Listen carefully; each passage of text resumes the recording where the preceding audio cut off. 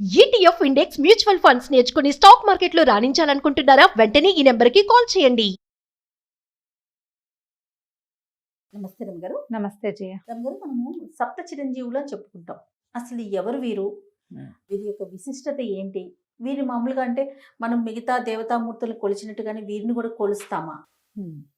అసలు వీరి విశిష్టత. చిరంజీవులు అంటే ఎప్పటికీ జీవించి ఉండేవాళ్ళు. అంతే. ఇది మనకి చరిత్రలో ఉన్నారు. 7 సప్త చిరంజీవులు అంటే 7 కాదు, మార్కండేయుడు కూడా ఉన్నాడు, వాళ్ళతో 8వ వాడు. సాధారణంగా ఈ సప్త చిరంజీవుల మాట ఎప్పుడు వస్తుంది మనకి? పుట్టినరోజు నాడు వీళ్ళని తలుచుకుంటే అపమృత్యు నివారణ కలుగుతుందని చెప్తారు. దేవుళ్ళల్లాగా కొలవం మనం. ఇందులో కొలవబడేవాడు ఉన్నారు ఒక ఆయన, ఆంజనేయుడు. ఆంజనేయుని కొలుచుకుంటాం కదా మనం. ఆయన చిరంజీవి. ఇప్పటికీ హిమాలయాల్లో ఆంజనేయ స్వామి ఉన్నాడని కొన్ని ఫోటోలు అవి వస్తూ ఉంటాయి. అయితే మిగిలిన వాళ్ళు ఎవరికి ఇలాగా దైవికమైన ఇవి లేవు, కానీ వాళ్ళు చిరంజీవులుగా భయపడితే అలా వరాలు పొంది ఉన్నవాళ్ళు, శాపం పొందిన వాళ్ళు కూడా ఒకళ్ళు ఉన్నారు ఇందులో.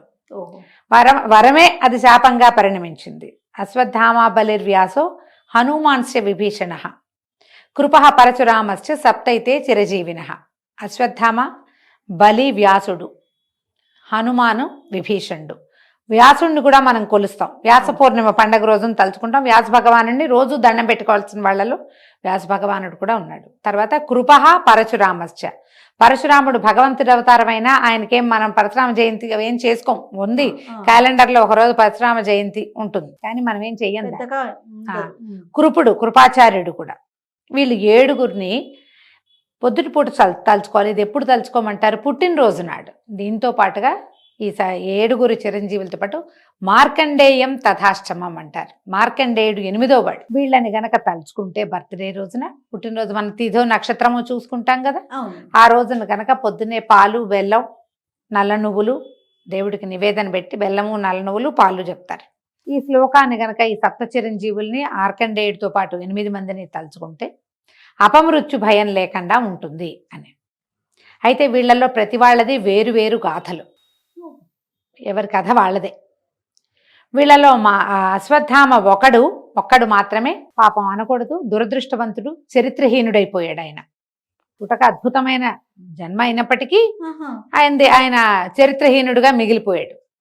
బలి చక్రవర్తి సంవత్సరానికి 2 సార్లు ఈ బలి చక్రవర్తిని బలిపాడ్యమి చేసుకుంటాం. తర్వాత ఏమో మన కను పండగ నాడు బలి చక్రవర్తి బయటకు వస్తాడని ఆయన కోసమే రథం ముగ్గేస్తాం మనం. బలి చక్రవర్తిని తలుచుకుంటాం. బలిది ఒక ప్రత్యేకమైన గాథ. భగవంతుడి చేత అణచబడి ఆయననే తన ఇంటికి కాపలా పెట్టుకున్నంత మహాభక్తుడు బలి. అదొక కథ. అశ్వత్థామది ఒకటి, బలి. తర్వాత వ్యాసుడు. వ్యాసమహర్షి కథ కూడా మనకు తెలిసిందే. ఆయన వల్లే మనకి ఒక గుత్తగా ఉండేటువంటి, ఒక పూర్తి స్వరూపంలో ఉండేటువంటి వేదాలని చతుర్భాగాలుగా చేశాడు. 4 భాగాలుగా విడదీసి వేదవ్యాసుడుగా పేరు పొందాడు ఆయన. వ్యాస పౌర్ణమి చేసుకుంటాం. అశ్వత్థామ, బలి, వ్యాసో హనుమాన్స్య విభీషణ. హనుమాన్, ఆంజనేయ స్వామి కథలు ఏముంది, నిత్యము ఆంజనేయ స్వామిని తలుచుకుంటాం మనం, ఆంజనేయుడు. తర్వాత హనుమాన్స్య విభీషణుడు. ఈ విభీషణుడు ఎవరు? రావణాసురుడి యొక్క తమ్ముడు. రాముల వారికి సహాయం చేసిన వాడు. ఆయన ఇప్పటికీ జీవించి ఉన్నాడని, ప్రతిరోజు శ్రీరంగం వస్తాడని చెప్తారు. శ్రీ రంగనాథుణ్ణి దర్శించుకుంటాడని, ఇప్పటికీ విభీషణుడు ప్రతిరోజు వస్తాడని, లంకలో ఉన్నారని ఒక కథ. ఆయన జీవించే ఉన్నాడు. తర్వాత కృప పరశురామశ్చ. కృపాచార్యుడు. ఈ కృపాచార్యుడు ఎవరు? మనం మొట్టమొదటి పేరు చెప్పుకున్న అశ్వత్థామకి స్వయాన మేనమామ. ఆయన కూడా చిరంజీవి. పరశురామశ్చ ఆఖరివాడు పరశురాముడు. ఎవరు ఈయన? పెద్ద మనిషి. భగవంతుని యొక్క రకరకాల అవతారాలలో విష్ణువంశతోటి జన్మించిన వాడు పరశురాముడు. రామావతారంలో మనకి ఈయన కనిపిస్తాడు. మళ్ళీ కృష్ణావతార గాథల్లో కూడా భీష్ముడికి గురువుగా ఉన్నాడని, అదని మనం కర్ణుడికి గురువు అయ్యాడు పరశురాముడు. ఆయన తర్వాత యుగంలో కూడా కనపడతాడు. ఇప్పటికీ కూడా ఆయన జీవించే ఉన్నాడు. విష్ణువంశ సంభూతుడు పరశురాముడు. పరశురామశ్చ. వీళ్ళు 7 చిరంజీవులు. వీళ్ళతో పాటు మార్కండేయుడు 16 ఏళ్లకి మరణిస్తాడన్న మాటతోటి జన్మించి శివపూజతోటి శాశ్వతత్వాన్ని సంపాదించుకున్నవాడు మార్కండేయుడు. చిరంజీవిగా ఎప్పటికీ జీవించుంటాడు. మార్కండేయ ఆయుష్ అంటారు ఆయన. ఎప్పటికీ ఆయుష్ తీరదు. వీళ్ళని తలుచుకోవాలి. సో ఈ సప్త చిరంజీవులు అంటే 8 ఆయన మార్కండేయతో కలుపుకుంటే 8 ఎనిమిది. అవుతా ఉన్నారు కదా రమ్మగారు. మ్మ్. ఎవరి గొప్పతనం వాళ్ళదేనండి. అంతే, ఎవరి గొప్పతనం వాళ్ళది, ఎవరి పుటక వాళ్ళది, ఎవరి జన్మ రహస్యం వాళ్ళది. ఆ. వరాలతో పుట్టినవాడు, వరంతో పుట్టినవాడు అశ్వత్థామ. ఆహా. బలి చక్రవర్తి ప్రహ్లాదుని యొక్క మనవడు. బలి చక్రవర్తి. అక్కడి నుంచి విభీషణుడు చూడు, విభీషణుడిది ఇంకొక ప్రత్యేకమైన గాథ. ఆయన ఇద్దరు అన్నదమ్ములు ఇద్దరు రావణ కుంభకర్ణులు. మ్మ్. వీళ్ళెవరు జయ విజయులుగా ఉండి ఆ. సనక సనందనలతోటి శాపం పొందినటువంటి జయ విజయులు, వైకుంఠంలో విజయులు. జయ విజయులు శాపం పొంది రావణ కుంభకర్ణులుగా జన్మించారు. అబ్బా. ఆ రావణ కుంభకర్ణులుగా జన్మించిన వాళ్ళ తాలూకు సోదరుడుగా జన్మించాడు విభీషణుడు. వాళ్ళిద్దరూ శాపగ్రస్తులు. ఆ. వాళ్ళిద్దరు వెళ్ళిపోయారు. మళ్ళీ పుట్టడానికి వెళ్ళారు. మళ్ళీ పుట్టారు కదా, ముందు హిరణ్యకశిపులుగా పుట్టారు మొదట. ఆ. అక్కడి నుంచి రావణ కుంభకర్ణులుగా పుట్టారు.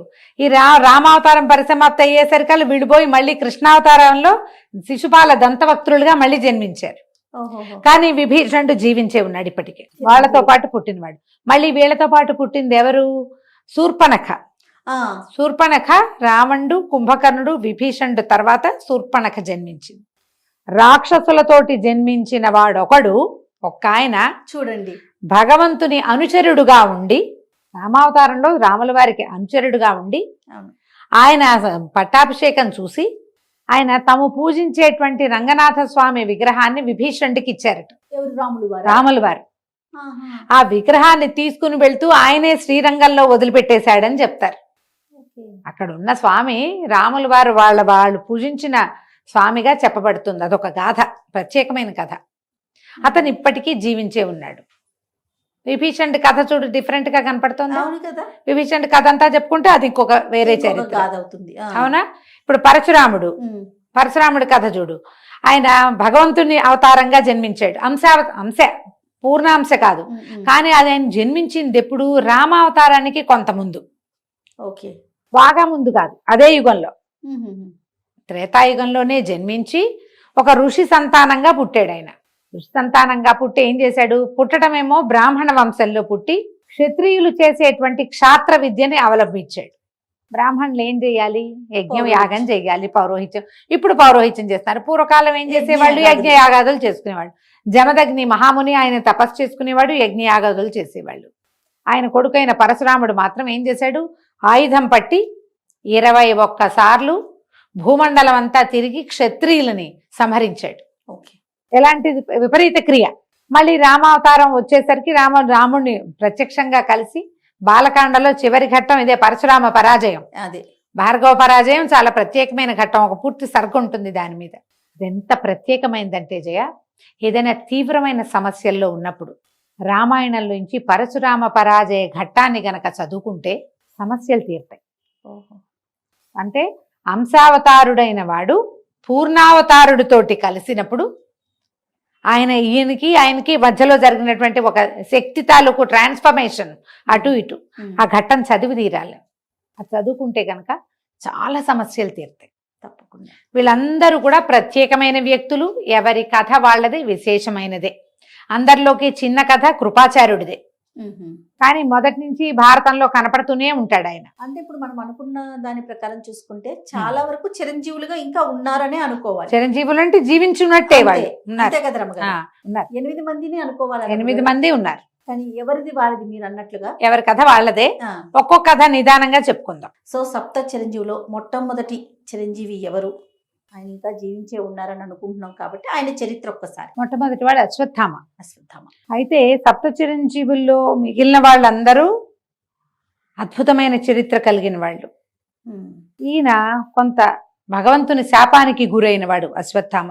అద్భుతమైన పుట్టుక కలిగిన వాడే, కానీ జీవితం అంతా అద్భుతాలే ఉన్నాయి ఆయనకి. చివర ఆయన చేసినటువంటి మరి తొందరపాటు పని అనొచ్చా, లేకపోతే ఇక ఒక కుమారుడిగా అతను చేయదగిన పనిని చేసుంటాడు బహుశా. దానివల్ల కొంత శాపాన్ని అనుభవిస్తాడు ఆయన, అనుభవిస్తున్నాడు. దైవ నిర్ణయమే, అది తప్పేదేం లేదు కదా. ద్రోణాచార్యుని కుమారుడు అశ్వత్థామ. ఈ ద్రోణుడు ఎవరు? ద్రోణుడికి కూడా చాలా పూర్వకథ ఉంది. ద్రోణుడి చరిత్ర మనం ఇంకోసారి చెప్పుకుందాం, అశ్వత్థామ గురించే చెప్తాం. రైట్. అయితే ఈ ద్రోణాచార్యుడికి కృపి అనే ఆవిడతోటి వివాహం అయింది. వీళ్ళు కృపాచార్యుడు కృపి అని అన్నా చెల్లి కవల పిల్లలు వాళ్ళు. ఆ కవల పిల్లలో ఒకరైనటువంటి కృపిని ఆయన పెళ్లి చేసుకున్నారు ద్రోణాచార్యుడు. అయితే ఆయన విద్యాభ్యాసం చేసే కాలంలో ద్రుపదుడు, ఎవరు ద్రౌపది తండ్రి ద్రుపద మహారాజు, ఆయనకి సహాధ్యాయిగా ఉన్నాడు ద్రోణుడు. వాళ్ళిద్దరు కలిసి చదువుకున్నారు. ద్రోణుడు ఒక బ్రాహ్మణ మునికుమారుడు, ద్రుపదుడేమో రాజకుమారుడు. వీళ్ళు కలిసి చదువుకున్నప్పుడు నేను రాజయ్యాక నీకే కావాలంటే అది చేస్తానని ఇలా కొంచెం ఎక్కువ స్నేహంగా ఉండేవాళ్ళు. తర్వాత ఎవరిదైనా విద్యాభ్యాసం అయిపోయాక ద్రోణాచార్యుడు ఆయన పరిస్థితిని వెతుకుంటూ ఆయన అవతలకి వెళ్ళిపోయాడు. ద్రుపదుడు రాజు అయ్యాడు. ఈ ద్రోణుడికి కృపితో వివాహం అయింది. చాలా కాలం సంతానం కలగల. అయితే ఆయన ఎంతో శివుడి గురించి తపస్సు చేస్తే పరమేశ్వర వర ప్రసాదంగా ఆయనకు ఒక కుమారుడు కలిగాడు. శివుడికి త్రినేత్రం ఉన్నట్టుగా ఆ కలిగిన కుమారుడికి నుదుటి మీద ఒక మణితోటి జన్మించాడు అతను. ఆ మణి ప్రభావం వల్ల అతనికి ఆకలి దప్పులు ఉండవు, అలసట ఉండదు, అజేయుడు, అతన్ని ఎవ్వరూ జయించలేరు, మరణం లేదు, ఎవరు అతన్ని ఏం చేయలేరు. ఇలాంటి లక్షణాలతోటి ఒక కుమారుడు జన్మించాడు ద్రోణాచార్యుల వారికి. ఆ పిల్లవాడే అశ్వత్థామ, ఒకడే సంతానం. అయితే పిల్లవాడు కొంచెం పెరుగుతూ ఉండగానే ద్రోణాచార్యుల వారికి పెద్దగా ఉద్యోగ సద్యోగాలు కుదరలేదు. కొంచెం పిల్లవాడికి పాలకి వాటికి ఇబ్బంది పడుతూ ఉండేవాళ్ళు. ఆయన ఏమనుకున్నాడంటే ద్రుపదుడు మన స్నేహితుడు కాబట్టి ద్రుపద మహారాజు దగ్గరికి వెళ్ళి తనకు కావలసిన వస్తువు అడిగి తీసుకుందాం, ఇంకంతకంటే ఆయనకి ఏమీ లేదు. వెళ్ళి ఆ సభలోకి వెళ్ళి నేను నీ స్నేహితుడిని పలకరించాడు. ఒక ఆవుని ఇవ్వమని అడిగాడు. అడిగితే ద్రుపదుడు ఒప్పుకోలే. నువ్వు నా స్నేహితుడివే కాదన్నాడు, నువ్వెవరో నాకు తెలిసి పేద బాపడివి, నీతో నాకు స్నేహం ఏమిటి అని నిండు కొలువులో స్నేహితుడిని అవమానించాడు. ఆ అవమానాన్ని తట్టుకోలేకపోయాడు ద్రోణాచార్యుడు. అవమానపడి బయటకు వచ్చేసాడు. బయటికి వచ్చేసి ఈయన ఏం చేశాడు, తన భావమరిదైన కృపాచార్యుడు ఇక్కడ పాండవుల దగ్గర అంటే కురు రాజ్యంలో హస్తినాపురంలో వాళ్ళకి గురువుగా ఉన్నాడు. కృపాచార్యుడు కురురాజులకి గురువు. అతని దగ్గరికి వెళ్తే తనకి ఇంకేదైనా అవకాశం లభిస్తుందని ఆయన దగ్గరికని బయలుదేరాడు. హస్తినాపురం వచ్చాడు. ఇంకా ఈయనకి ద్రోణుడికి విలువిద్యలో ఉన్న ప్రవేశము వాటి వల్ల కృపాచార్యుడు ఇంకా పెద్దవాళ్ళకి చెప్పి ఆయనకు ఉద్యోగం అది ఏం వేయించల, ఇంకా జరగల. కానీ వచ్చిన కొత్తల్లోనే ఏమైంది, రాజకుమారులు ఒక చోట ఆడుకుంటున్నప్పుడు ఆ ప్రాంతానికి ద్రోణాచార్యుల వారు వెళ్ళారు. ఈ రాజకుమారులు బాలు ఆడుకుంటున్నారు. ఆ బంతి నీళ్లలో పడిపోయింది, బావిలో పడింది. పిల్లలంతా బావి చుట్టూతో చేరారు. ఆ బావిలో నుంచి బంతి ఎట్టా తీయాలో తెలియటల్లా. ఆ ప్రాంతంలో నుంచి వెళ్తున్నటువంటి ద్రోణాచార్యుడు ఏం చేశాడట, ఒక గడ్డిపోచని అస్త్రమంత్రంతో మంత్రించి వరుసగా ఒకదాని వెనకాల ఒకటి గడ్డిపోచల్ని బాణాల్లాగా వేసి బంతిని బయటికి తీశాడు. మీరంతా రాజకుమారులు కదా, మీరు విలువిద్య నేర్చుకోవట్లేదు ఎందుకు, విలువిద్య వస్తే ఇది తీయటం సులువు కదా అన్నాడు. వీళ్ళకి ఈయన దగ్గర ఉన్న అత్యద్భుతమైన విద్య బాగా నచ్చింది ఆ రాజకుమారులకి. నేర్చుకోవాలనిపించింది. గబగబా వెళ్ళి తాతగారైనటువంటి భీష్ముల వారికి తెలియజేశారు. ఒకనొక పెద్ద ఆయన ఇలా చేశారు, ఆయన ఏదో అత్యద్భుతమైన విద్య ఉంది ఆయన దగ్గర. అంటే ఆయన ఎవరు ఏమిటి కనుక్కుని కృపాచార్యుడి బావమరిది అని తెలిసి ఆయన పేరు కనుక్కుని ద్రోణాచార్యుడు, ద్రోణుడు. ఆ ద్రోణాచార్యుల్ని పిల్లలకి ఆయుధ గురువుగా, అస్త్ర విద్యకు గురువుగా పెట్టుకున్నారు. అక్కడి నుంచి ద్రోణుడికి దశ అందుకుంది. ఎంతమంది ఉన్నారు కురు పాండవులు ఎంతమంది, 5 పాండవులు, కౌరవులు 100 మంది. 105 మంది పిల్లలకి విద్య నేర్పించాలంటే ఎంత పని, ఎన్ని రకాల జీతభత్యాలు, ఎంత గౌరవం, ఇవన్నీ లభించినాయి. వాళ్ళతో పాటు తన కుమారుడైన అశ్వత్థామని కూడా వాళ్ళలో చేర్చాడు ఆయన. ఈ పిల్లవాడు ప్రత్యేకంగా ఉంటాడు, గురువుగారు అబ్బాయి, ముఖం మీద మణుంది. అతను అందరితోటి స్నేహంగా ఉండేవాడు, ఒకళ్ళతో ఎక్కువ కాదు, ఒకళ్ళతో తక్కువ కాదు. అయితే ఈ పిల్లల్లో ప్రత్యేకమైన వాడు అర్జునుడు. అతనికి ఏంటి, అన్నం తినేటప్పుడు చీకట్లో అన్నం తినేయగలుగుతున్నాం అంటే చీకట్లో బాణాలు వేయచ్చు అనమాట. ఇలాంటి ఆలోచనలు ఉండేవి. ఈ ఆలోచనలతో గురువు దగ్గరికి ఎక్కువగా వెళ్ళేవాడు. ఆయనకి పరమ ప్రీతి, నేర్చుకునే వాళ్ళలో ఎక్కువ ఆసక్తిగా ఉండే పిల్లల పట్ల, విద్యార్థి పట్ల గురువుకు ఉంటుంది. ఆయన అర్జునుడిని బాగా తయారు చేశాడు. అర్జునుడితో పాటు ధీటుగా తన కుమారుడిని కూడా తయారు చేస్తూ, అర్జునుడు సంయమి అంటే నిదానిస్తాడు, తొందరపాటు వాడు కాదు, విసురున బాణం వేయుడు, యుద్ధకాంక్ష కలిగిన వాడు కాదు, పోరాట పటిమ ఉన్నవాడు. పటిమ ఉంది కానీ తనంతట తను పోరులోకి దిగే మనస్తత్వం ఉన్నవాడు కాదు, సంయమనం కలిగినవాడు. తల్లి అన్నయ్య అదుపులో ఉంటాడు, అన్నదమ్ముల అదుపుంది, తల్లి అదుపుంది. పైగా అప్పటికి క్రమంగా అతని వయసు వచ్చే కొందికి భగవంతుడి అవతారమైన శ్రీకృష్ణుడితోటి స్నేహము, మిత్రత్వము, బాంధవ్యము ఉన్నాయి. వాళ్ళకి స్వయాన మేనత్త కుమారుడు, ఆయన మేనమామ కొడుకు. దానివల్ల భగవంతుని యొక్క అదుపులో ఉన్నవాడు, కొంచెం నిదానిస్తాడు. కానీ అశ్వత్థామ అదుపున్నవాడు కాదు, శీఘ్ర తీవ్ర కోపి, చటుక్కుని వస్తుంది కోపం అతనికి. అందుకని కొన్ని విద్యలు అతనికి చెప్పినవి ఒకటి అరా తన కుమారుడికి ద్రోణుల వారు చెప్పలేదు, శిష్యుడికే ఎక్కువ ఇంపార్టెన్స్ ఇచ్చారు. ఆ, ఇలా కాలం గడిచింది. తర్వాత కౌరవులకి పాండవులకి పడటం మానేసింది. వాళ్ళు వీళ్ళు బాధించుకున్నారు, చిన్న పొన్న గొడవలైనాయి. తర్వాత ఏమో మాయాద్యూత క్రీడ ఆడారు, పాండవులు వనవాసానికి వెళ్ళారు, మళ్ళీ తిరిగి వచ్చారు. ఈ మధ్యలో ఏమైంది, పాండవులు కౌరవుల విద్య అయిపోయాక ఈ ద్రోణాచార్యుల వారు అతన్ని అడిగారు, వీళ్ళని శిష్యుల్ని, మీకు చదువు అయిపోయింది అని చెప్తే వాళ్ళంతా ఏమన్నారు, గురుదక్షిణ ఇస్తామన్నారు.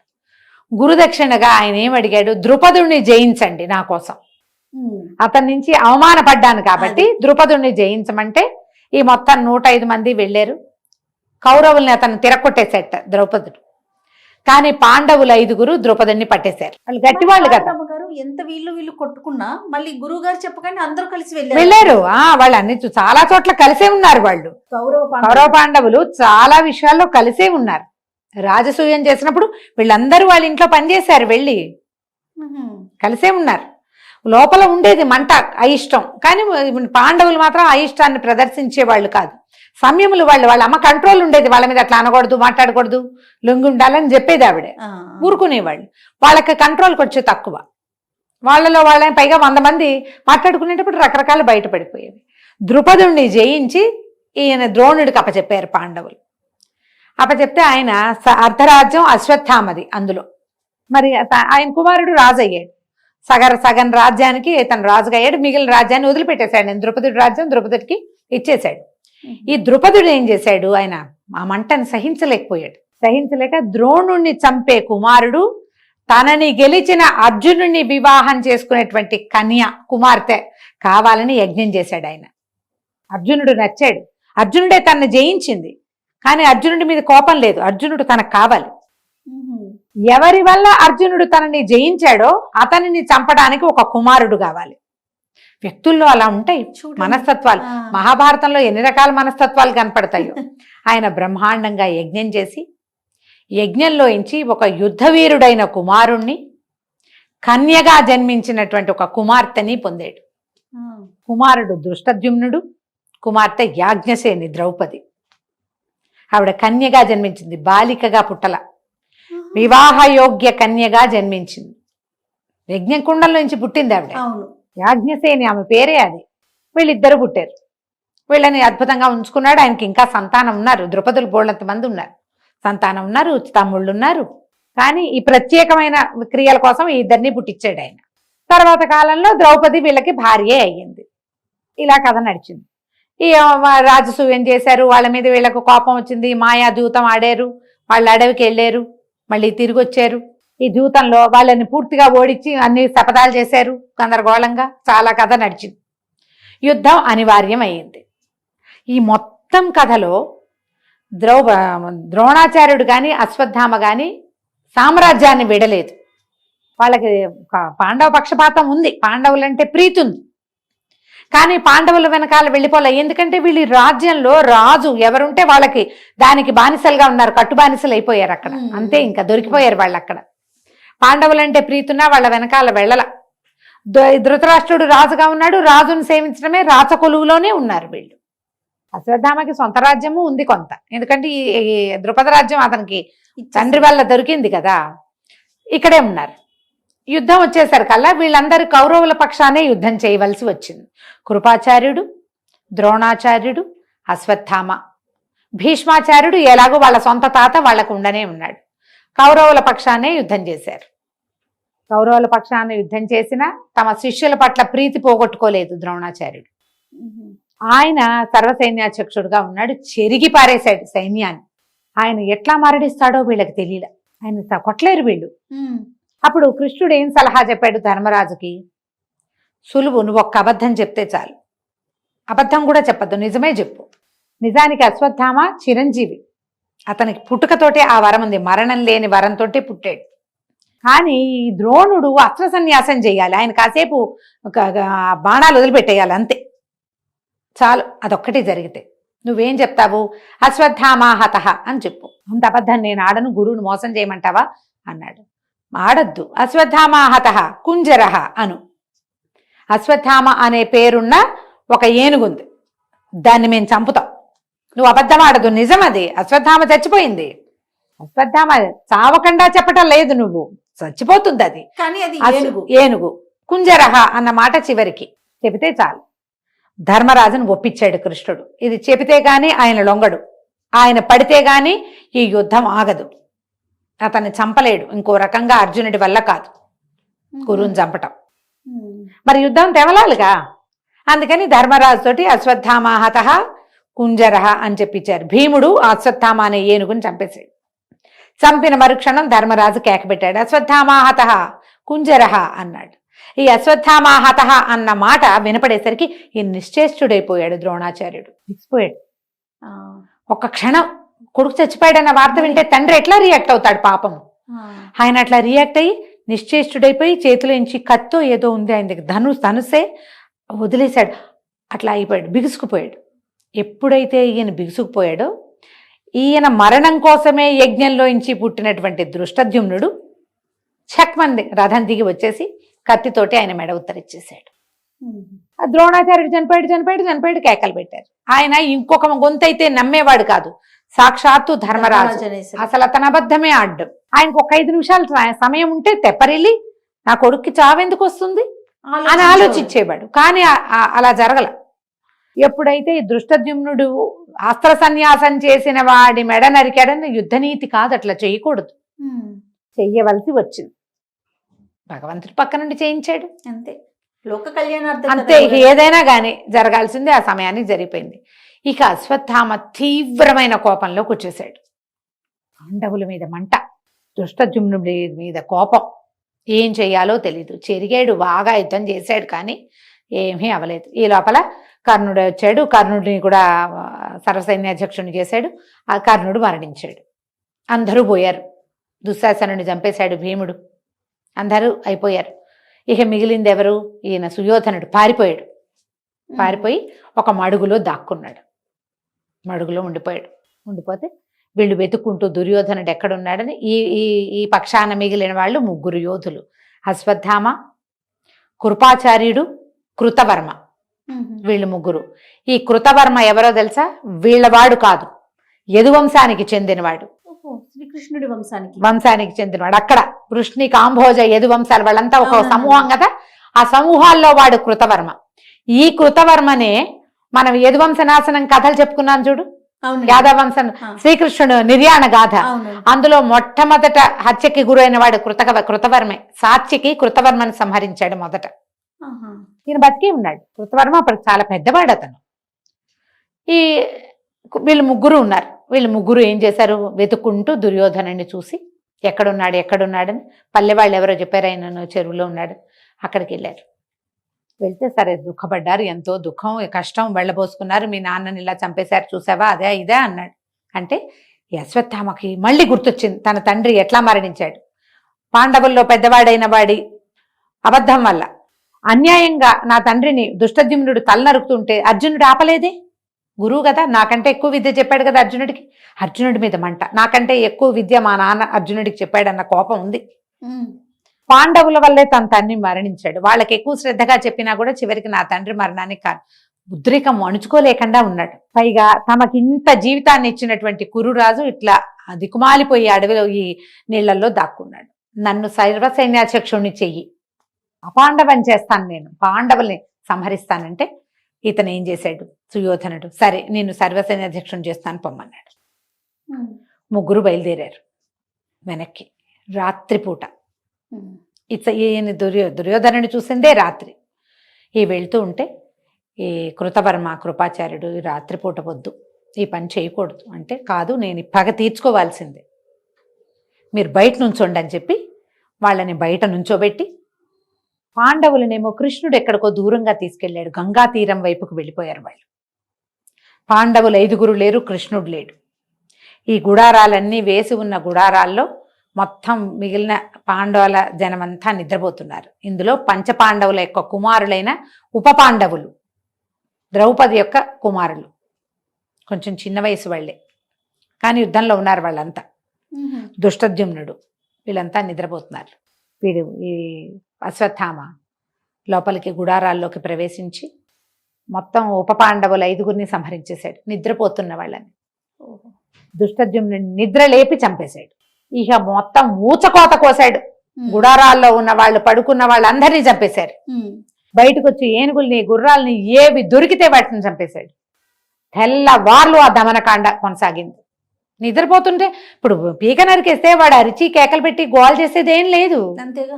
పక్కన గుడారం వాడికి అర్థమయ్యేది కూడా లేదు. మంచి నిద్రలో ఉన్నప్పుడు కేకలు వినపడ్డాయనుకో ఏదో ఉలిక్కి పడిలేస్తారు. కేకేది? నిద్రలో ఉన్న వాళ్ళని నిద్రలో నరికేయటమే. మెడ నరికేకి ఇంకా వాడు అరిస్తే ఎవరికి వినపడుతుంది? కృతవర్మ, కృపాచార్యుడు కూడా యథాశక్తి దమనకాండ చేశారు. అసలు పని చేసిన వాడు అశ్వత్థామ.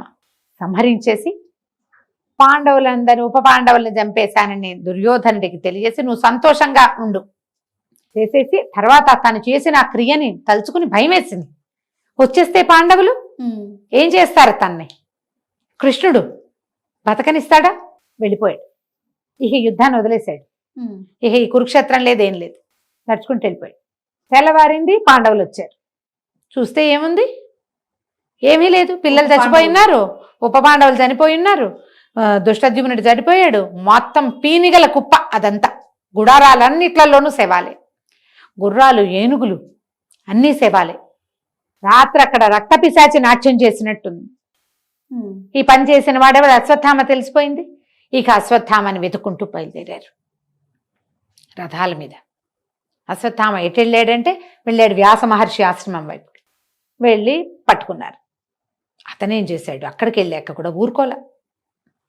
మళ్ళీ అర్జునుడితోటి యుద్ధం. బ్రహ్మశిరో నామకాస్త్రం అని ఒక అస్త్రం. ఆ అస్త్రాన్ని అతను ఏం చేశాడంటే పాండవుల ఇళ్లలో ఇంకా ఉన్నటువంటి గర్భస్థ శిశువుల మీద కూడా వేశాడు ఆ బాణం. బ్రహ్మాస్త్రం వేస్తే అర్జునుడికి తన ఆ బ్రహ్మశిరో నామకాస్త్రాన్ని, బ్రహ్మశిరాన్ని వెనక్కి తీసుకోవడం వచ్చు. ఈయన చెప్పాడు ద్రోణుడు, ఆ ప్రయోగము ఉపసంహారము 2 విద్యలు. ఏదైనా వేయటం ఒకటే కాదు, దాన్ని వెనక్కి తీసుకోవటం 2వ విద్య. అది రావాలి. అశ్వత్థామకి ఉపసంహారం రాదు. ఉపసంహారం రాని దాన్ని అసలు ప్రయోగించకూడదు. వెనక్కి తీసుకోవడం రాని దాన్ని వేయటం ఎందుకు? వేసేది మహాస్త్రాలు ప్రపంచం మీద పడిపోతాయి అవి. ఈ పాండవుల అపాండవ మగుగాక అని వేశాడు. పాండవులు లేకుండా వాళ్ళ వంశాల మీదకి వేసేసాడు. వీళ్ళని ఏం చేయలేడు. గర్భస్థ శిశువులు, పిండ దశలో ఉన్నటువంటి చాలా మంది ఆడవాళ్ళు ఉన్నారు. వీళ్ళకి అన్ని పోయినాయి. చివరికి కనడానికి సిద్ధంగా ఉన్న ఉత్తరా గర్భంలోకి కూడా వెళ్ళిపోయింది. అది అమ్మాయి నిండు నెలలతో ఉంది, అభిమన్యుడి భార్య. దేవతలు కూడా దిగొచ్చారు. వ్యాస మహర్షి వచ్చి ఆపాడు వీళ్ళని. ఆ అస్త్రం నేను వెనక్కి తీసుకోలేను అనేసాడు అశ్వత్థామ. అర్జునుడు తీసుకోగలడు, ఇతను తీసుకోలేడు. ఆ అస్త్రం రాదు అతనికి. అప్పుడు కృష్ణుడు ఉపసంహారం అర్జునుడితోటే చేయించాడంటారు. అని పట్టుకున్నారు. పట్టుకుని పెడరెక్కలు విరిచిగట్టి తీసుకొచ్చారు. ద్రౌపది దగ్గర పడేశారు. నీ కొడుకుల్ని చంపిన శిశుహంత వీడు, పిల్లల్ని చంపేశాడు. అది కూడా నిద్రపోతున్నా.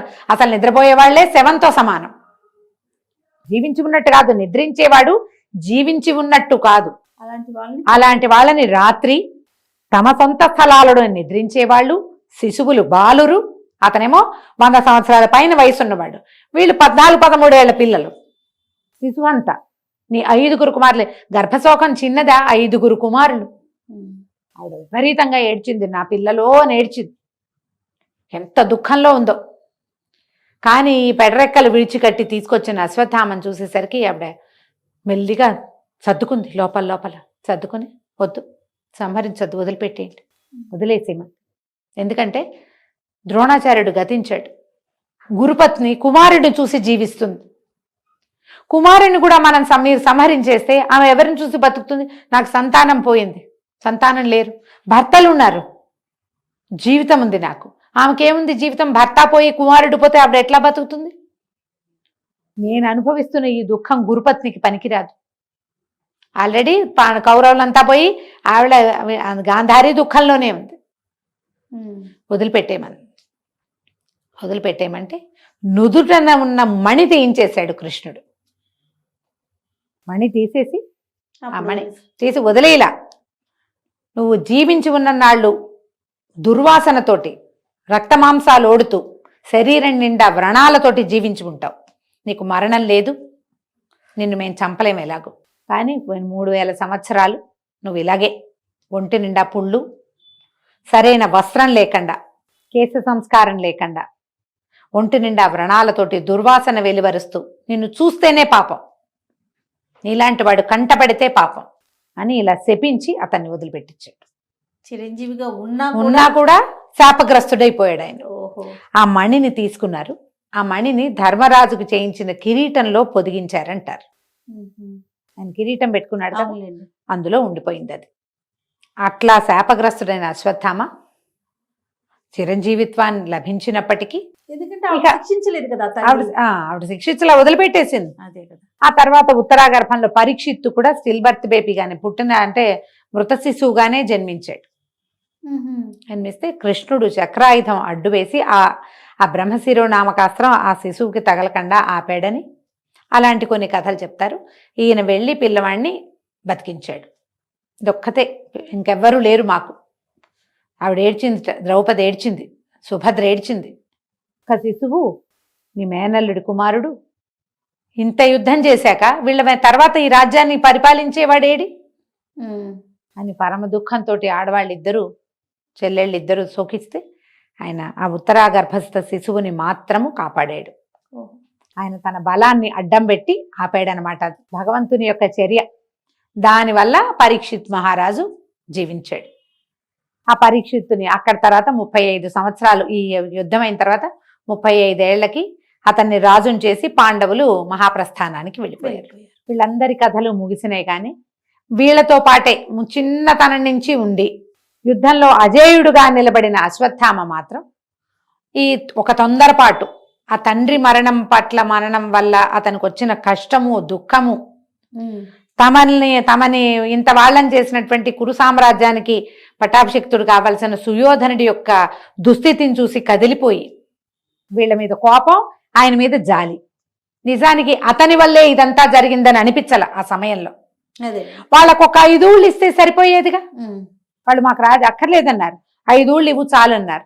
సూది మనం మోపినంత స్థలం ఇవ్వనన్నాడు. రాజ్యాల కోసమే. అతని తొందరపాటు, అతని మొండితనం వల్లే ఇదంతా సంప్రాప్తించింది. అతని తండ్రి మరణానికి దుష్టద్యుమ్నుడి కంటే ప్రధానమైన కారణం సుయోధనుడే కారణం. కానీ మూలకందం అతడే. కానీ ఆ సమయానికి అందరినీ పోగొట్టుకుని ఆ నీళ్లలో మడుగులో దాక్కుని ఎవరు లేక అలోలక్షణాన్ని అఘోరిస్తున్న దుర్యోధనుని చూసి ఆయన స్థితి పట్ల జాలి, తండ్రి మరణం పట్ల ఆక్రోశంతో ఈత చేయకూడని పని చేసినందువల్ల ఆయనకి ఇలాంటిది సంప్రాప్తించింది. బ్రాహ్మణుడు తర్వాత తమకి వీళ్ళందరూ ఏమిటి, తన తండ్రి యొక్క శిష్యులు అన్నదమ్ములతో సమానం. హిందీలో గురుభాయ్ అంటారు. గురువు గారి పిల్లలు సోదరతుల్యులు, ఆవిడ తల్లి అన్నదమ్ములు. మరి నువ్వు చేసిన పని ఏంటి? సొంత పిల్లల్ని చంపుకున్నట్టే కదా. అంతేగా. దుర్యోధను చేసింది ఒక పని అయితే ఇతను చేసింది ఈ పని. దీనివల్ల అశ్వత్థామ చిరంజీవిగా ఉన్నప్పటికీ అశ్వత్థామని చూడకూడదన్న ఒక మాట కూడా ఉంటుంది. ఆయన కనుక కనపడితే చెడొస్తుంది. గాలిలో ఒక తెలియని దుర్వాసనలు అవి వస్తాయట. ఆయన అటువైపు వచ్చినప్పుడు కనపడకుండానే ఉండుంటాడు. బహుశా ఆయన భూమి మీద తిరుగుతూనే ఉంటాడు. చాలా బాగుంది రమ్మగారు. అదే మనం మహాభారతం అంతా ముట్టుకున్నాం చూడు. ఎన్ని స్టోరీలు, ఉపకథలు, ఎన్నో కథలు ఉన్నాయి. అశ్వత్థామ మాట్లాడిన ఘట్టాలు అవి చాలా ఉన్నాయి. కానీ మనం ఏదో బ్రీఫ్ చేసినా ద్రోణాచార్యుడి సంగతి చాలానే చెప్పుకున్నాం. మనం మళ్ళీ ఇంకో కథ మళ్ళీ చెప్పుకుందాం. అశ్వత్థామ గురించి మాట్లాడుకున్నాం. నెక్స్ట్ ఎవరండి? బలి చక్రవర్తి. అశ్వత్థామ బలిర్ వ్యాసో కదా. ఈ బలి చాలా గొప్పవాడు, మహాదానపరుడు. ఎలాంటి దానపరుడు అంటే భగవంతుడికే దానం చేయగలిగిన వాడు. భగవంతుడికి దానం చేయటం అనే ఒక అత్యద్భుతమైన క్రియ కోసం ప్రాణాల మీద ఆశ వదిలేసుకున్నాడు ఆయన. భగవంతుడికి దానం చేయటం అంటే ఇంకేం లేదు, అంతే కదా. అర్థమైనా కూడా ఆ దానం చేసే దాంట్లో నుంచి బయటికి రాల. బలి జన్మతః రాక్షసుడు. ప్రహ్లాదుడు ప్రహ్లాదుడు ఎవరు? హిరణ్యకశిపుని కుమారుడు, అవును. మహాహరిభక్తుడు. అసలు వైష్ణవోత్తములు, భాగవతోత్తములు, భక్తులు అనగానే ప్రహ్లాద నారద పరాశర పుండరీక చెప్తారు. ఆ భక్తుల లైన్లో మొట్టమొదటి వాడు ప్రహ్లాదుడు. అవును. మహావిష్ణు భక్తుల వరసలో పరంపరలోనే మొదటివాడు ప్రహ్లాదుడు. ఆయన కుమారుడు విరోచనుడు. విరోచనుడి కుమారుడు బలి. అంటే ప్రహ్లాదుడికి సాక్షాత్తు సొంత మనవడు. కానీ సహజంగా రాక్షస గుణం. ముత్తాతకున్నట్టుగా హిరణ్యకశిపుడికున్నట్టుగా విష్ణుద్వేషం ఉన్నవాడు కాదు, భక్తుడే. ప్రహ్లాదుడంత తీవ్ర భక్తి ఉన్నట్టుగా చూపించకపోయినా భగవంతుని పట్ల భక్తి, నిదానము, వినయము ఉన్నవాడే. కానీ ఈయనకి త్రిలోకాలని జయించాలన్న కోరిక.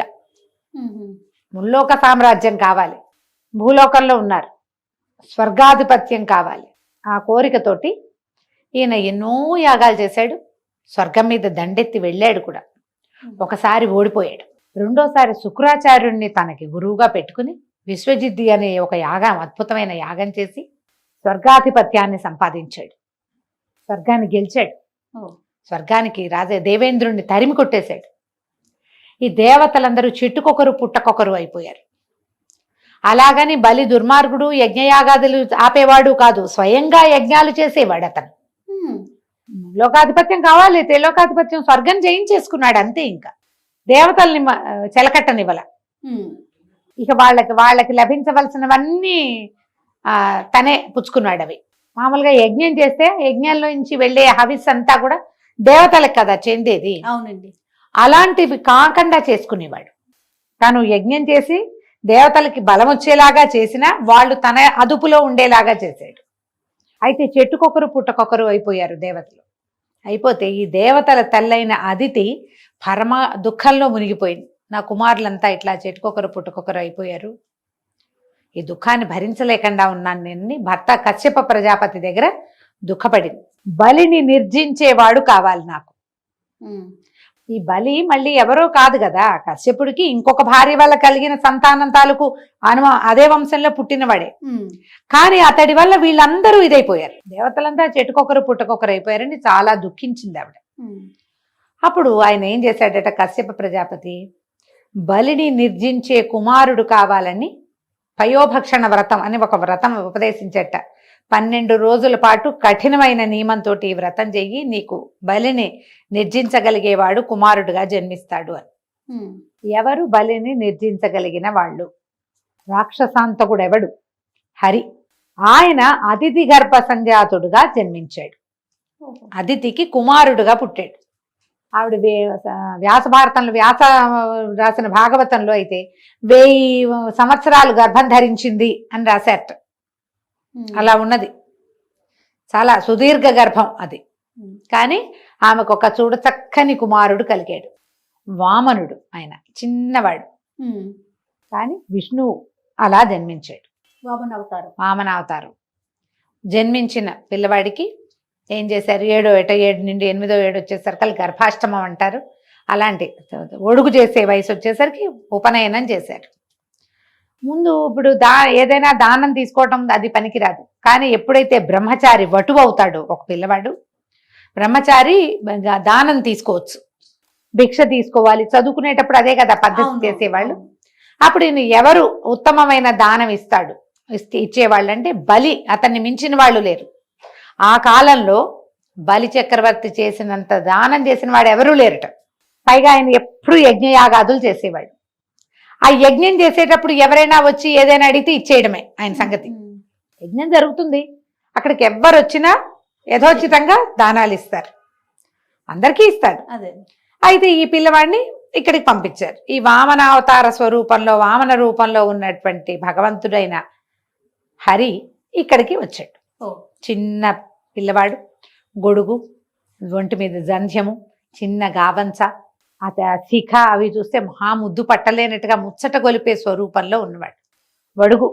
ఒడుగా అంటే చిన్న పిల్లాడు అనమాట, అప్పుడే ఒడుగైనవాడు. వచ్చి బలి చక్రవర్తి దీనికి వచ్చాడు. ఈ స్వరూపం చూసేసరికి ఆయన ముచ్చట కలిగింది. నీకేం కావాలో అడగమంటే నాకేం కావాలి, నీకు అవి కావాలా, ఇవి కావాలా, ఏం కావాలి అని అడిగాడు. అవేమి వద్దు, జపం చేసుకోవడానికి కూర్చుని అనుష్ఠానం చేసుకోవడానికి 3 అడుగుల నేల ఇవ్వమన్నాడు. అయితే శుక్రాచార్యుడు ఈయనకి యజ్ఞం చేయటానికి సహాయంగా ఉన్నాడు. ఈ శుక్రాచార్యుడు ఎప్పుడైతే ఈ బాల స్వరూపము నడిచి వస్తుంటే ఆయనకి ఆ బాలుడి వెనకాల ఒక పెద్ద రూపం తెలుస్తోంది. ఆయన ఈ బాలుడిలో లోపల ఉన్నటువంటి విష్ణువుని ఆయన పసిగట్టేశాడు. పసిగట్టి ఈయనకి చెప్పాడు, దానం చెయ్యొద్దు నువ్వు, ఎందుకంటే ఇతను అతిథికి బాలుడు కాదు, అతిథి గర్భసంజాతుడు చెప్పాడు ఆయన. విష్ణువే ఇట్లా జన్మించాడు, నిన్ను నేలమట్టం చేయటానికి వచ్చాడు, ఇతనికి దానం ఇవ్వద్దు అని చెప్పాడు. చెప్తే బలిచక్రవర్తి ఒప్పుకోలే. మాట ఇచ్చానన్నా. ఇప్పుడు నేను యజ్ఞం చేస్తున్నా, ఈ సమయంలో ఎవ్వరు వచ్చినా నేను దానం చేయవలసిందే. పైగా వచ్చినవాడు హరే అయితే, విష్ణువే అయితే, విష్ణువంతటి వాడి చెయ్యి కింద నా చెయ్యి పైన అవుతుంది. బా, ఇంతకు మించింది ఏదైనా ఉందా? ఆ చెయ్యి ఎలాంటిది? లక్ష్మీదేవిని, ఆమెను ఆపాదముస్తమస్తకము ముట్టుకోగలిగిన చెయ్యి అది. ఆయన చెయ్యి విష్ణుమూర్తి అంటే ఏమిటైనా లక్ష్మికి భర్త, సామాన్యుడు కాదు కదా, ప్రపంచ నిర్మాణ శక్తి, ప్రపంచాన్ని నడిపేవాడు. అది పక్కకు పెడితే ఏ సంపద కోసం, ఏ ఐశ్వర్యం కోసం, ఏ అభ్యున్నతి కోసం ప్రాణులు తహతహలాడుతాయో ఆ అభ్యున్నతికి స్వరూపమైన లక్ష్మీదేవిని ఆమెను తల ముట్టుకోగలడు, ఆమె శరీరాన్ని ముట్టుకోగలడు, ఆమెని ధరించగలిగిన వాడు, సర్వహక్కులు ఉన్నవాడు, ఆమెని హృదయంలో భరించగలిగిన వాడు. అలాంటి చేయి కింద నా చెయ్యి మీదవటం కంటే ఇంకేమైనా కావాలా? నాకు ఇంకేం అక్కర్లేదు. శరీరం ఇప్పుడు నేను జన్మించాను, ఎప్పుడైనా పోతా, రేపొద్దున ఏనాడైనా ఇది మరణం తథ్యం. నాకు ఇప్పుడే కాకపోవచ్చు, ఇప్పుడైనా పోయేదానికి. ఇప్పుడు పోతే ఏమైంది? దానం చేశాక పోయినా పర్వాలా, విష్ణువుకి దానం చేయటం కంటే నాకు ఇంకేం అక్కర్లేదు అన్నాడు. అండి, దానం చేస్తాను వింధ్యావళి ఆయన భార్య పేరు, నీళ్ళు పోయమన్నాడు. అది ఎట్లా? చేతిలో ధార, భార్య నీరు పోస్తే ఈ ధారని ఆ వడుగు చేతిలోకి వదలాలన్నమాట. ఈ శుక్రాచార్యుడు పట్టలేకపోయాడు ఆక్రోశం. ఆయన ఏం చేశాడు, ఈ పాత్ర ఉంది కదా నీళ్లు వంచే జలపాత్ర, అదేమిటి ఒక పక్కన ఇట్లా హ్యాండిల్ ఉండి రెండో పక్కన ఇట్లా కొమ్ము ఉంటుంది. ఈ పక్కన లేవదీస్తే రెండో పక్క నుంచి నీరు బయటకు వస్తుంది. అందులోకి అడ్డం వెళ్ళిపోయాడు. వదలనివల నీళ్లు పట్టల్లా. అయితే ఈ పిల్లవాడు బ్రహ్మచారి ఉన్నాడు కదా, మన వాడు వామనుడు, ఆయన అన్నాడు ఏదో అడ్డం పడిందని దర్భని తీసి ఇట్లా పొడిచాడు ఆ కంతలోకి. ఏదో అడ్డం పడింది, ఏం చేస్తాం, ఏదైనా పుల్ల పెట్టి పొడమమా? దర్భ పొడిచేసరికి శుక్రాచార్యుడి కన్నుకి గుచ్చుకుందని. ఆయన ఉన్నాడు కదా లోపల, కండి నదువుకుంటూ బయటకు వచ్చేసాడు. ఇంకేం చేయలేకపోయాడు, జలం పడింది. ఈయన చేతుల్లో నుంచి వటువు చేతిలోకి వెళ్ళిపోయింది. 3 అడుగుల నేల. తీసుకోనీకి ఎక్కడ కావాలంటే అక్కడ ఆ నేలని అనగానే ఈయన ఏం చేశాడు, ఇంకా పెరగటం మొదలుపెట్టాడు. ఇంతున్నాడు, ఇంతున్నవాడు పెరిగి పెరిగి పెరిగి పెరిగి ఇంతింతయి వటుడింతయి అని చెప్తారు పద్యం. పోతన గారి పద్యం సూపర్, అసలు మామూలు పద్యం కాదు అది. ఎట్లా పెరిగాడంటే ఆకాశము పైకి వెళ్ళిపోయింది ఆయన కాలు. ఒక కాలు నేల మీద పెట్టాడు, భూమంతా ఆక్రమించేసింది. కిందో పాదం ఉందా, రెండో కాలు ఎత్తి పైకి పెట్టాడు. ఈ రెండో కాలు, ఈ కాలు పైకి సాగుతూ ఉంటేనట సూర్యబింబం మొదట కింద ఉంది, క్రమంగా క్రమంగా క్రమంగా క్రమంగా అయ్యి అది ఎట్లా అయిందంటే ఈ కాలు పై దాకా వెళ్ళిపోయేది, కిందకు వచ్చేసింది. బ్రహ్మాండం చేసేసింది. కింద పైన 2 కాళ్ళతోటి కింద పైన త్రివిక్రమావతారం అంటారు దాన్ని. త్రివిక్రముడు నేల మీద ఒక కాలు, రెండో కాలు ఇట్లా పైకి లేవదీసి పైకి, 2 కాళ్ళు పైనోటి కిందోటి. ఇప్పుడు 3వ అడుగు ఎక్కడిస్తావు? 1 అడుగుతో భూమంతా కొలిచేశాడు అయ్యా, 2వ అడుగుతో ఆకాశం అంతా కొలిచాడు, 3వ అడుగు తెలిసిపోయింది బలికి. ఆయనకు ముందే అర్థమైంది, ఇప్పుడు పూర్తిగా ప్రిపేర్ అయ్యాడు. ఆయన దగ్గర కూర్చున్నాడు, ఇక్కడ పెట్టు, నా నెత్తి తల తీసుకోమన్నాడు. ఏం చేశాడు, ఇప్పుడు 3వ కాలు ఎత్తి 3వసారి ఈ 2 కాళ్ళు ఉపశమించి పాదం ఎత్తి బలి చక్రవర్తి నెత్తి మీద పెట్టాడు. కొలుచుకోవాలి కదా 3వ అడుగు. ఈ పాదం ఎప్పుడైతే విష్ణు పాదం బలి తల మీదకి చేరిందో బలి అలాగే కిందకి వెళ్ళిపోయాడు పాతాళంలోకి. ఎలాంటి పాదం అది? భూమి ఆకాశాలు ఏకమొత్తంగా కొలవగలిగిన పాదం నెత్తి మీద పడితే ఏమైనా ఉందా? భూమి పాతాళంలోకి వెళ్ళిపోయాడు, తొక్కేశాడు కిందకి. అంతే, ఇక లేడు బలి. వింధ్యావళి పరమ దుఃఖంతో బాధపడింది. ప్రహ్లాదుడు పరిగెత్తుకొచ్చాడు. అయితే ఈయన ఏమన్నాడు, పాతాళంలో ఉన్నాడు బలి, నువ్వు అతనితోటి ఉండొచ్చని వింధ్యావళిని పంపించాడు. భార్యని. ప్రహ్లాదుడికి వరం ఇచ్చాడు, దేవేంద్రుడికి అతని రాజ్యం అతనికి ఇచ్చేసేయండి, ఈయన సంహరించను నేను. బలికి సంహారం కాదు, కేవలము కిందకి మాత్రమే చేశాం. పాతాళానికి రాజుగా ఉంటాడు బలి. ఇక భూమిదే, ఇక్కడ ఎవరు ప్రభు ఉంటే వాళ్ళది, తర్వాత వంశం వాళ్ళు రాజ్యం చేసుకోవచ్చు. ఈ స్వర్గాధిపతి అయిన దేవేంద్రుడికి వెళ్ళిపోతుంది, చిరంజీవిగా ఉంటాడు. అంతేనా? బలి ఎప్పటికీ జీవించే ఉంటాడు. ఇక త్రిలోకాధిపత్యం లేదు, పాతాళానికి మాత్రమే అధిపతి. సంవత్సరానికి 2 సార్లు భూమి మీదకి అతను రావచ్చు. భూలోక సంచారానికి 2 సార్లు వస్తాడు. బలిపాడ్యమి నాడు వస్తాడట ఒకటి. రెండోది ఎప్పుడు వస్తాడు? సంక్రమణం మర్నాడు, ఉత్తరాయణం వచ్చిన మరుసటి రోజున బలి భూలోక విహారానికి రావచ్చు. ఒక్కసారే వస్తాడని కొన్ని కథల్లో చెప్తారు. అది కూడా ఉత్తరాయణం మర్నాడు, కనుమనాడు.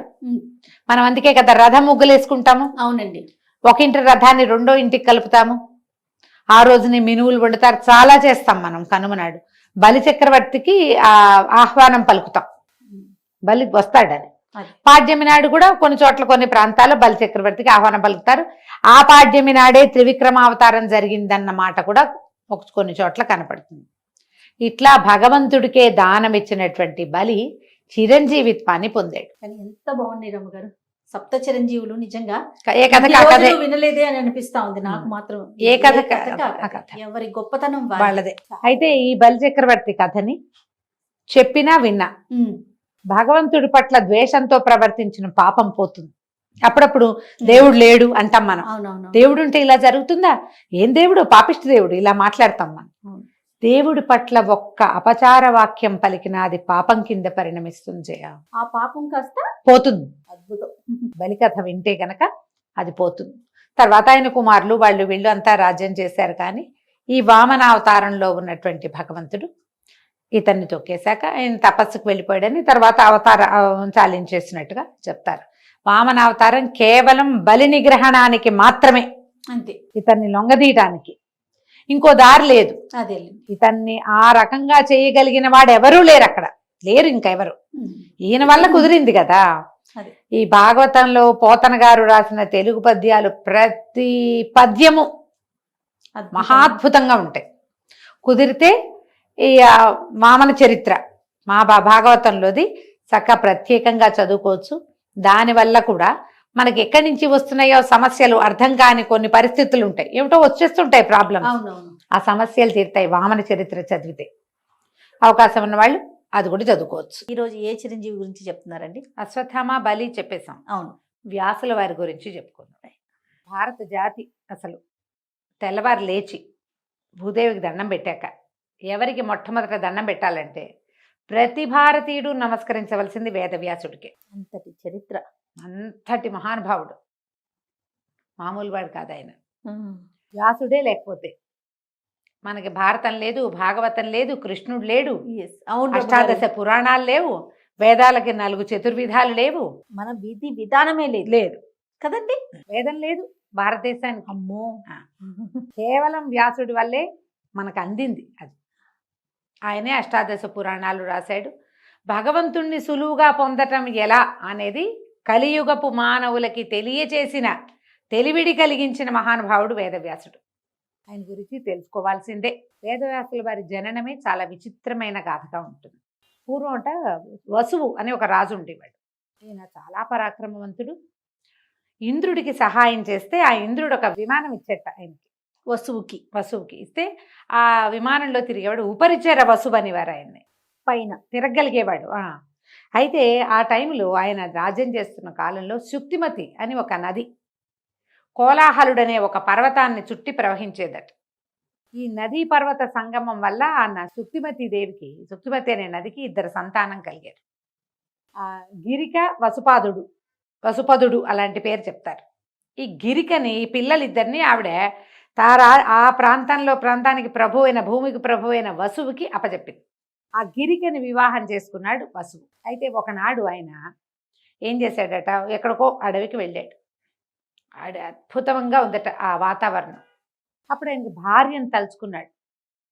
భార్యా వ్యామోహంతో ఆయనకి వీర్యం పతనం అయిపోయిందట. ఆయన ఏం చేశాడట, ఒక ఆకు దొప్పలో వీర్యాన్ని పట్టి ఒక డేగకి ఇచ్చేట, నా భార్యకి అందజెయ్యి అని. ఆమె సంతానార్థిగా ఉంది, ఈ వీర్యాన్ని అందించమన్నట్టు. ఆ డేగ పట్టుకెళ్తూ ఉంటే, చిత్రమైన కథ చూడు ఎంత వింతగా ఉంది. ఆ పట్టుకెళ్తుంటే, అది తీసుకెళ్తూ ఉంటే ఇంకొక డేగ అదేదో ఆహార పదార్థం అనుకుని దీని మీదకి వచ్చిందట. అది పడిపోయింది కిందకి. అది పడిపోతే అక్కడ ఒక నదిలో అద్రిక అనేటువంటి ఒక అప్సరస చేప రూపంలో తిరుగుతోంది. ఆ పైనుంచి పడిన దాన్ని చేప మింగేసిందట. తర్వాత జాలర్లకి అద్రిక దొరికింది. ఆ చేప జాలర్లు పొట్ట కోస్తే అందులో ఒక 2 సంతానం కనపడ్డారు, ఒక ఆడపిల్ల ఒక మగపిల్లవాడు. అప్సరస ఈ పొట్ట కోయగానే అప్సరస శాప విముక్తి అయి వెళ్ళిపోయింది. కానీ వసురాజు వల్ల అయిన వసువు వల్ల కలిగినటువంటి ఈ 2 సంతానం ఉన్నాయి. ఈ చేపలలో కడుపులో పుట్టినటువంటి ఈ పిల్లలిద్దరిని ఈ మత్స్యకారులు ఏం చేశారట, వాళ్ళ ప్రాంతానికి రాజు, మత్స్య దేశానికి రాజు అయినటువంటి దాశరాజుకి అప్పచెప్పారు. ఆయన ఆ కుమారుణ్ణి కుమార్తెని ఆయన పెంచుకున్నాడు, ఆ పిల్లల్ని పిల్లవాడిని. కుమారుడు మత్స్య దేశానికి రాజు అయ్యాడు. ఆ కుమార్తె మత్స్యగంధి పేరుతోటి ఈయన దగ్గర దాశరాజు దగ్గర పెరిగేది. ఈ అమ్మాయి ఏం చేసేది, గంగా నది దాటిచ్చేది వచ్చిన వాళ్ళందరికీ.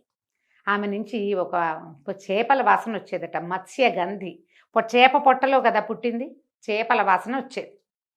అయితే ఒకనాడు ఏమైందట, పరాశరుడు అనే మహర్షి గంగానది దాటడానికి ఈ అమ్మాయి పడవెక్కాడు. ఈవిడ మహాద్భుత సౌందర్యవతి, భూమండలానికి చక్రవర్తిగా, ఆ ప్రాంతానికి చక్రవర్తిగా ఉన్న రాజు వలన ఒక అప్సరస కడుపులో జన్మించింది. ఈమె చాలా సౌందర్యవతి. ఈ పరాశరుడు ఆమెను కోరాడు. ఆమె ఏమందంటే, మీరు మహర్షి, నేనేమో కన్యని, నా తండ్రికి ఏం సమాధానం చెప్తాను అంటే, ఆయన ఏమన్నాడు, నీ కన్యాత్వం భంగం కాకుండా నీ పొందుని నేను తీసుకోగలనని చెప్పాడు. ఇదంతా ఇంత పట్టపగలు అందరూ కనపడుతూ ఉంటారు. పడవలో నువ్వెట్లా నన్ను పొందుతావంటే, ఏం కాదు ఇదంతానే చుట్టూతా ఒక చీకటిని సృష్టించాడట ఆయన. ఆ పడవ ఎవరికీ కనపడకుండా చీకటి దాంట్లో, కృష్ణద్వీపం అంటారు, ఒక నల్లటి చుట్టూతా ఒక ద్వీపం లాంటిది ఏర్పడిందట. ఈ పరాశరుడు ఎవరు, వశిష్ఠ మహర్షి కుమారుడైనటువంటి శక్తి యొక్క కుమారుడు పరాశరుడు. ఈ పరాశరుడు చాలా గొప్ప మహర్షి, ఎవరు అలాంటిది కలగచ్చు. కానీ ఇక తను ఎవరిని కోరాడో ఆమె కన్యాత్వం భంగం కాకుండా ఆమెని నేను పొందగలనని చెప్పాడు. అయితే ఆ అమ్మాయి ఏమంది, ఇంకా భయపడింది ఆవిడ. ఆ పిల్ల చిన్నపిల్ల, ఈయనేమో చాలా పెద్ద సీనియర్ ఋషి.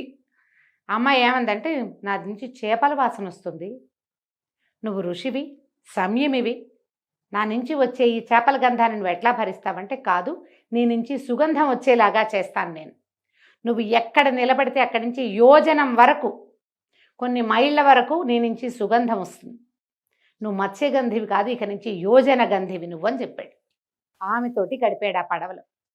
ఆమెకి వెంటనే ఒక కుమారుడు కలిగాడు. ఈ నల్లటి ద్వీపంలో పుట్టడం వల్ల కృష్ణద్వైపాయనుడు అన్నారు ఆయనే వ్యాస మహర్షి. ఈయన ఎంత చిత్రమైన జన్మ కలిగింది. ఈ పుట్టిన వెంటనే ఆయన తల్లికి నమస్కరించి, తపస్సు చేసుకోవడానికి వెళ్తానమ్మా నేను, నువ్వు నన్ను తలుచుకున్నప్పుడు నీ దగ్గరికి వస్తాను అని చెప్పి వ్యాసుడు వెళ్ళిపోయాడు, పరాశరుడు వెళ్ళిపోయాడు. ఈ మత్స్యగంధి యోజనగంధిగా మారిన ఆ అమ్మాయి మామూలుగా ఇంటికి వెళ్ళిపోయింది. ఇలా ఒక ప్రత్యేక సందర్భంలో వ్యాసుడు జన్మించాడు. కథ వింతగా ఉంది కదా, కానీ మహాభారతంలో ముందు చెప్పబడుతుంది.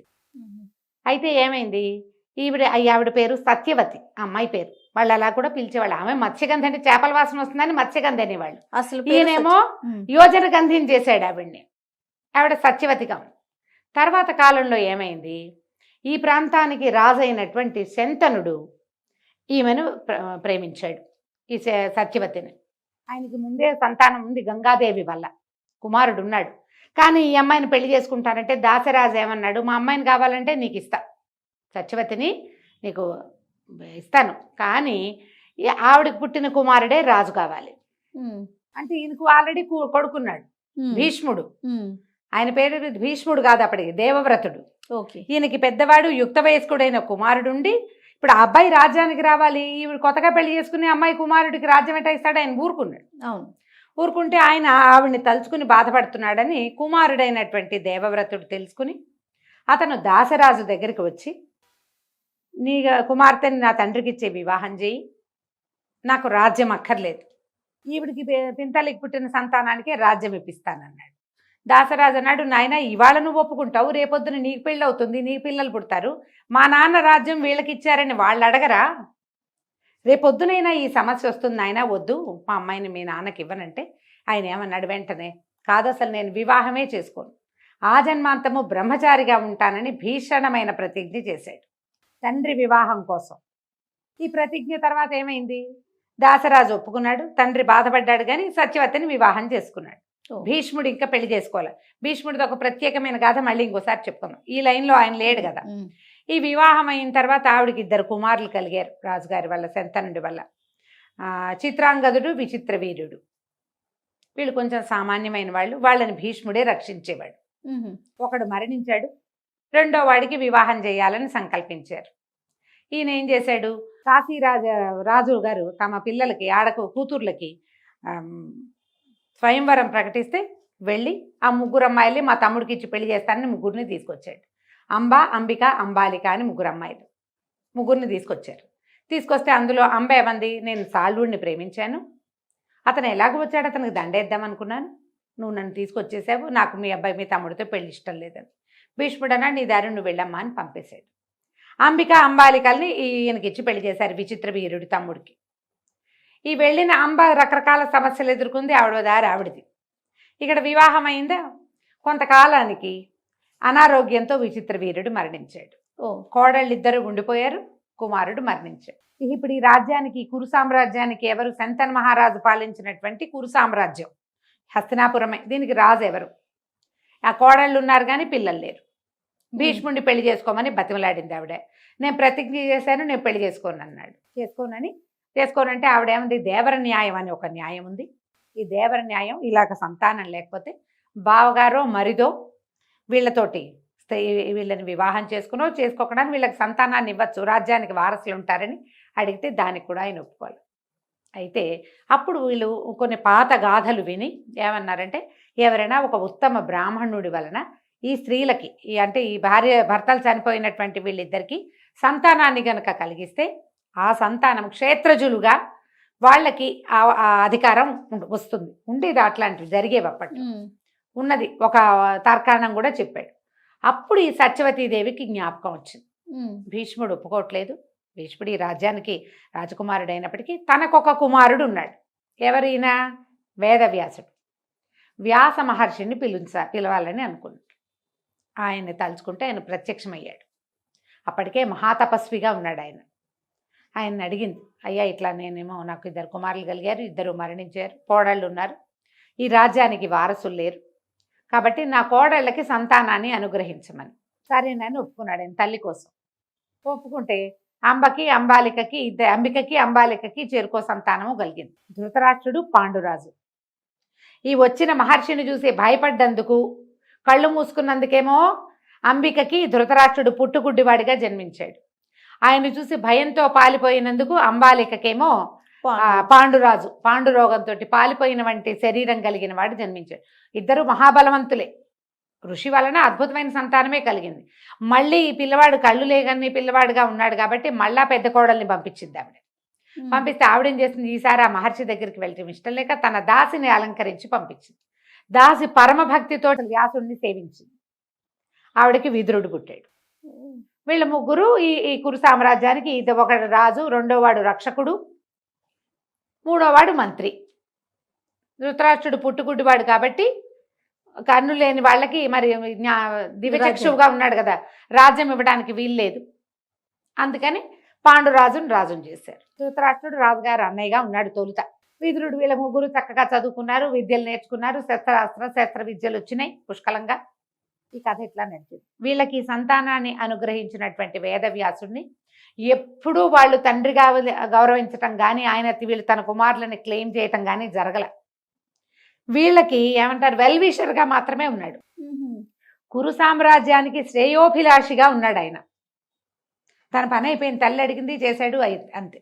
ఆ స్త్రీల పట్ల కానీ, ఆ కుమారుల పట్ల కానీ ఆయన ఏ రకమైన సొంతధనాన్ని ఆయన ప్రదర్శించలేదు. ఇదిలాగా. ఇవి కాకుండా ఆయనకు సుఖ మహర్షి కుమారుడిగా జన్మించాడు. శుకుడు కూడా ఆయన పరమాద్భుతమైన మంత్రవేత్తగాను, తర్వాత మహర్షిగాను, ఋషిగాను ఉన్నాడు. ఈ కథలు ఇట్లా నడుస్తున్నాయి. ఈయన ఏం చేశారు, దీన్ని వేదం ఏకీభూతంగా ఉండేది. దాన్ని 4 భాగాలుగా విడదీసి మానవులకి అందించాడు. కానీ వేదం అపౌరుషమైన వేదాన్ని మానవుల్ని చేసింది కాదు, అది భగవంతుడి సృష్టి వేదం. అవును. అందులోని విషయాల్ని మానవులు సులువుగా అర్థం చేసుకోవటానికి వీలుగా పంచమ వేదం అని చెప్పబడేటువంటి మహాభారతాన్ని కూడా రాశాడు ఆయన. ఈ మహాభారత గాథ అంతా ఆయన కంటి ముందే జరిగింది. ఆయన వల్లే వీళ్ళు కలిగారా, తర్వాత వీళ్ళంతా పెద్దవాళ్ళు అయ్యారు, వాళ్ళకి పిల్లలు కలిగారు, వాళ్ళు వీళ్ళు కొట్టుకున్నారు, చివరికి కురుక్షేత్ర సంగ్రామం అయింది. ప్రతి అడుగడుగున వేదవ్యాసుడు ఈయన వస్తూనే ఉన్నాడు ఇక్కడికి, వీళ్ళ దగ్గరికి. అవును. వీళ్ళు వెళ్తున్నారు, ఆయన వస్తున్నాడు. ఒక్కొక్కళ్ళకి ఒక్కొక్క రకమైన బోధ చేశాడు ఆయన. పాండవుల్ని బోధించాడు, ధృతరాష్ట్రుడికి బోధ జరిగింది. అన్ని సందర్భాల్లోనూ వేదవ్యాసుడి ప్రెజెన్స్ ఉంది మహాభారతంలో. మహాభారతం అంతా అయిపోయాక ఆయన ఆలోచిస్తూ అదంతా పునరావృత్తి చేసి దీన్ని ఒక లైన్గా రాసి అప్పచెప్దాం ప్రజలకి అని భావించి తను చెప్పేదాన్ని రాయటం కోసం గణపతిని ప్రార్థించాడు, విఘ్నేశ్వరుణ్ణి. మహాభారతం గంట మాక్కండా రాయాలి నేను చెప్తానంటే వినాయకుడు ఏమన్నాడంటే, ఆపితే ఆగిపోతా, ఇక నేను రాయను, ఆపకూడదు, నువ్వు అట్లా చెప్తూ ఉంటే నేను రాసేస్తా అనేసరికి ఇప్పుడు ఈయన ఆలోచించాడు. ఎక్కడైనా తను ఆలోచించుకోవటానికి కానీ, తను కొంచెం ప్లాన్ చేసుకోవటానికి కానీ ఆగకుండా ఎట్టా కుదురుతుంది, ఫ్లో ఆగితే రాయని అంటున్నాడు గణపతి. అందుకని ఆయన ఏం చేశాడు, వేదవ్యాసుడి వ్యాస మహర్షి ఈ మహాభారతాన్ని చెప్పడం మొదలుపెట్టారు. చెప్పడం ప్రతి 10 శ్లోకాలకి ఒకసారి ఒక పెద్ద శ్లోకం చెప్పడం. ఈయనకి ఏమిటంటే గణపతికి తనకు అర్థం కాకపోతేనే స్లో అవుతాడు, ఆయనకు అన్నీ అర్థమైపోతాయి. ఆయన ఇదేమిటి అని ఆలోచించే సమయంలో ఈయన ఇంకోటి ఆలోచించుకునేవాడు. అందుకని 10 శ్లోకాలకు ఒక్కొక్క పెద్ద శ్లోకం చొప్పున, ఒక బలమైన శ్లోకం చొప్పున చెబుతూ మహాభారతాన్ని రాయించాడు. గ్రంథులు అంటారు వాటిని. ఒక చిన్న గ్రూపు అవగానే పెద్ద శ్లోకం ఒకటి ఆలోచించుకోవటం, తను ఆలోచించడానికి తను కొత్త ఎత్తుగడ ఆ కథను ఎక్కడి నుంచి మొదలు పెట్టాలి, ఎవరి నుంచి స్టార్ట్ చేయాలి, దీని తర్వాత ఏం ఆయన గుర్తు కూడా చేసుకోవాలి కదా. అట్లా చెప్తూ మహాభారతాన్ని గణపతితోటి రాయించుకున్నాడు. మహాభారతంలో వేదాలలో చెప్పబడిన 4 వేదాల్లో చెప్పబడిన రకరకాల ఎన్నో రకాల విషయాల్ని మహాభారతంలో పాత్రల ద్వారా చెప్పించారు. మహాభారతంలో ఇంకొక ప్రత్యేక ఘట్టం ఉంది, ఏమిటది, భగవద్గీత. ఉపనిషత్తుల సారం అని చెప్పబడేటువంటి భగవద్గీతని కూడా ఈ మహాభారతంలో పొందుపరిచారు. అందుకని మహాభారతాన్ని పంచమ వేదం అంటారు. 4 వేదాలు కాకుండా 5వ వేదం ఇది. అదే కథారూపంగా ఉన్నప్పటికీ ఎన్నో ధర్మ సూక్ష్మాలు ఉన్నాయి అందులో. అదంతా వ్యాస భగవానుడే మనకు అందించాడు. అయితే వ్యాసుల వారు చిరంజీవని, ఆయన తండ్రి చేత అలాంటి వరాన్ని పొందారు. కాళిదాస మహర్షి కాలంలో వ్యాసుల వారిని కాళిదాసు చూసినట్టుగా కొన్ని ఘటనలు చెప్పబడతాయి. ఓహో, ఉన్నారని. కాళిదాస్ అంటే మళ్ళీ ఏదో యుగం వాడు కాదుగా, మన యుగంలోని మన ముందు తరాల వాడు. చూసారట కాళిదాసు చూశాడని కాళిదాసు యొక్క కథల్లో ఆయన వ్యాసుల వారిని చూసిన ఇది చెప్తారనమాట. చెప్పబట్టి మనం చిరంజీవిగా అనుకోవాలి. ఆయన చిరంజీవిగానే ఉన్నాడు. ఇప్పుడు ఎన్ని రకాల పురాణాలు అందించారో మనకి. ఏ పురాణానికి ఆ పురాణమే గొప్పది చేయాలి. అవును, ప్రతిదీ గొప్పదే. అవునండి, దేని ప్రత్యేకత దాందే. మహాద్భుతమైన పురాణాలుగా చెప్పబడేవన్నీ కూడా వ్యాసుల వారి ముఖంలో నుంచే వచ్చినాయి. మనకి ఇంత వాంగ్మయాన్ని ఇచ్చిన ఆయన్ని పొద్దున్నే తలుచుకోవద్దు, మనం ఖచ్చితంగా తలుచుకోవాలి. భారతీయులకి ప్రథమ గ్రంథం ఏమిటి, ఆది కావ్యం రామాయణం అయితే మనం ప్రతి మనిషి తెలుసుకోవాల్సింది భగవద్గీత. అవును, అది మనకి ఇక్కడి నుంచే వచ్చింది. మనం నిత్యము పారాయణ చేసుకునే విష్ణు సహస్రనామం మహాభారతంలోదే. అది కూడా ఈ భగవద్గీత కాలం యుద్ధక సమయంలో భీష్ముల వారు చెప్పిందే కదా. కాబట్టి విష్ణు సహస్రనామానికి మనం వ్యాసుల వారికి కృతజ్ఞతలు చెప్పుకోవాలి కదా. అది మనకు దానికి మొదట సహస్రనామాలు చెప్తారు కదా, వ్యాసం వశిష్ఠ నప్తారం శక్తే పౌత్రమకల్మషం పరాశరాత్మజం వందే శుకతాతం తపోనిధిం. ఎంత బాగా చెప్పారు. వ్యాసం వశిష్ఠ నప్తారం, వ్యాసుల వారు వశిష్ఠుడికి మునిమనవుడు. శక్తేహ పౌత్రం, శక్తి యొక్క మనవడు. పరాశరాత్మజుడు, వాళ్ళ నలుగురిని చెప్పారు. వశిష్ఠుడు, శక్తి, పరాశరుడు, వ్యాసుడు. తర్వాత సుఖదాతం తపోనిధిం, మహాతపోనిధి అయినటువంటి వ్యాసుడు వాడు సుకుడు, సుఖమహర్షికి కూడా తండ్రిగా ఉన్నాడు. 5గురిని చెప్పారు. ఒక్క వరుస సంతానం అందరూ 5గురు అంటే ఒక వంశానికి చెందిన 5గురిని మనం ఒకేసారి తలుచుకోవాలి వాళ్ళని. వశిష్ఠుడు బ్రహ్మ మానస పుత్రుడు, బ్రహ్మ యొక్క ప్రథమ సంతానం ఆ, వశిష్ఠ మహర్షి. ఆయన యొక్క కుమారుడు శక్తి, శక్తి యొక్క కుమారుడు పరాశరుడు, పరాశరుని కుమారుడు వ్యాసుడు, వ్యాసుని కుమారుడు శుకుడు. 5గురిని మనం సహస్రనామం చెప్పేటప్పుడు చదువుకుంటాం. వాళ్ళ పేరుని తలుచుకుంటాం. సో ఈ రకంగా ఈయన చిరంజీవిగా ఉన్నాడు. బోల్డ్ అన్ని విషయాలు చెప్పచ్చు ఇంకా వ్యాసుల వారి గురించి. నేను ఇంకా బ్రీఫ్ చేస్తేనే ఇంత టైం పట్టింది.